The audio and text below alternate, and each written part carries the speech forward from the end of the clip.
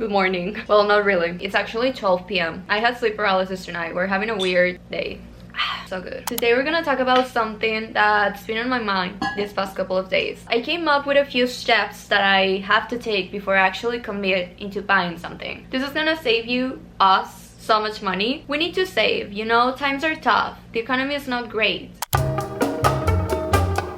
Step number 1. Can I, at the top of my head, think of 5 different ways I can style this piece? Does it go with a skirt? Does it go with a pair of pants? Does it go with every color of jeans that I have? You don't always have to answer yes, but the more outfits you can make with the piece that you're buying, the more you're actually gonna use it. If you're buying a dress, can you style it in different ways? This I learned from Valeria Lipovetsky, I think. She's one of the first fashion bloggers that I ever watched. She used to style her dresses with sweaters on top or with t-shirts. At the time, this was like 2017. I thought it was the most fashion forward thing I've ever seen. Something else that I love to do, turning your dress into a skirt and then wearing a top. That way you have 3 or 4 outfits instead of just one. Of course, there are exceptions to this rule. If it's a statement piece that you absolutely love and adore and you can't see your life without it, you're gonna find different ways to style it. It doesn't really matter if it's a basic or not. There are some pieces that you just know they are so you. I have a thrifted leopard print coat that I haven't really worn because it doesn't get cold in here. But I know I'll eventually probably move to a colder place and I know I'm gonna use it a lot. So at the end of the day, it's something that I don't regret buying because it's a piece that I absolutely adore. The next step number 2. Can I see myself wearing this in a year? It's very important to check longevity, quality fabrics. What is the piece actually made of? Is it gonna last me for a couple of years, or is it going to break down in a year after I washed it several times? Clothes don't really last as much as they used to in the past. They're not really made with a long-term mindset because brands want us to keep buying new things all the time. That's literally the whole point of capitalism. It's our job to actually check, what are we buying? How long is it gonna be until I have to buy something that's similar to this again because this doesn't work anymore? Something that's also very important is to check if you can wash that item in your laundry machine or if you have to send it to the cleaners, because if you have to send it to the cleaners, it's a bigger commitment. You're gonna have to spend money to get that item clean. If you're ready to make that commitment, then of course go ahead and buy it. If you're not, maybe you shouldn't be buying it. Let's talk about step number 3. Would I have liked this if it wasn't from a certain brand? If I'm thrifting and I see something from a specific brand, it's happened before where I go like, you know what, I think this is kind of cute, and I do have to take a step back and go like, do I really like this, or do I only like this because it's from a certain brand and it's at a reasonable price? I was thrifting in Rome and I saw this pair of pants. I'm gonna check if I have a picture. I'm not sure if I do. I can't remember specifically which brand they were. I think they were Berawan, but I'm not sure. Something in my brain kind of went off and I was like, you know what?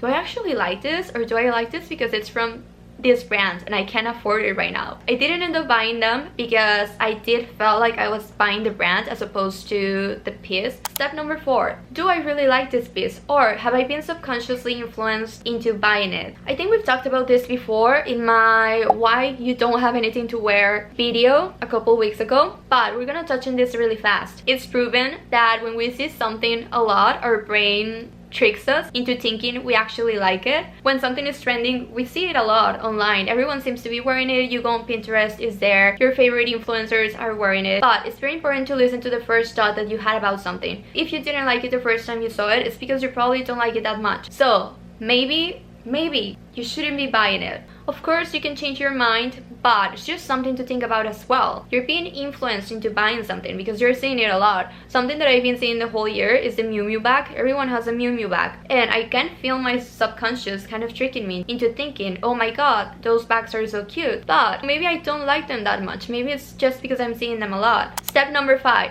Where can I see myself wearing this piece? You have to see if this piece aligns with your lifestyle or future plans. Ever since I came to live here, I found myself, you know, not really purchasing any winter clothes because I just know that I'm not gonna use them. It doesn't align with my lifestyle. I can have them in my closet because they look cute, but I'm not actually gonna wear them because they never get cold. So you do have to think about that. If you have a holiday coming up, you can buy clothes for that specific trip. Now, I'm not saying these future plans have to be set in stone. Maybe you haven't booked your trip yet, but you know you want to go there someday. I love manifesting through clothing. I think it actually works. Sometimes I buy things because I go like, this is a place I want to go to and this is what I want to be wearing. For example, this Isabella Verona dress that I've been talking about in a lot of videos because I just love it a lot. It's something that I could see myself wearing in Italy, in the coast of Italy. Now, do I have a trip planned to go to Italy? No, I don't. I don't have it right now, but it's a place that I know I'm probably gonna visit in the next 5 years.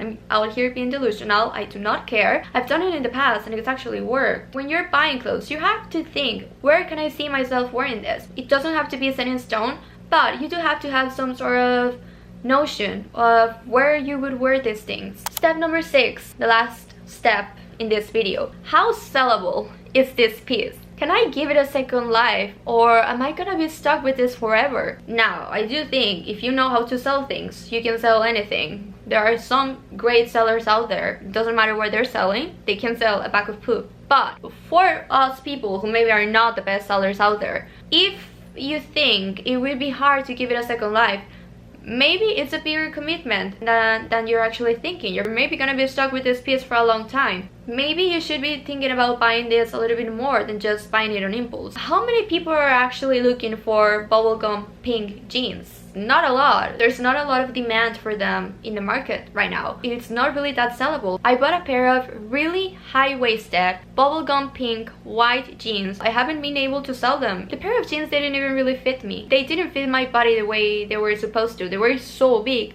That's another thing you want to avoid. If it doesn't fit the right weight, or if you feel a certain way after you try them on, send them back. If you didn't like it the first time you tried it on, you're not gonna like it eventually. You may fall in love with it down the line, but most probably you won't, and you're gonna regret buying it in the long run. Let's talk about some exceptions. Some exceptions you can make when buying things. If you really like the piece and it's more of a staple piece, and maybe probably if you're traveling, you know you're never gonna see it again, and you really like it, then it's fine. Something else that's also very important, something that smart people do. Give yourself time to see if you're still thinking about that piece before actually buying it. I know when it comes to Depop it's hard because people are probably gonna buy it before you, but if it's not Depop, give yourself time to see if you're still thinking about it. Something that really works for me as well, if I'm feeling guilty about buying something, I usually sell some of the things that I have in my wardrobe and then I buy new things with that money. That way I don't feel as guilty. It's the way to keep the money spinning when it comes to clothes and not having to actually take out money from my savings. So, take this video with a grain of salt. At the end of the day, you can buy whatever you want, but just something to keep in mind to save some money, because God knows I need to save my money.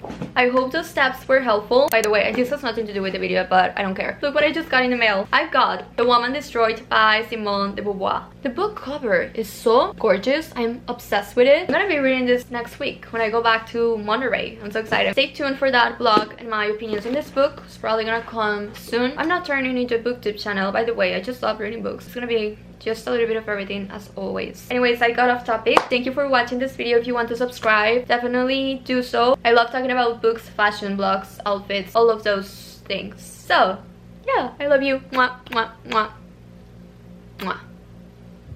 Goodbye. My mom is calling me. Bueno, manda. Ah, sí, ya le escribí, pero no me ha contestado. Sí, ok, bye.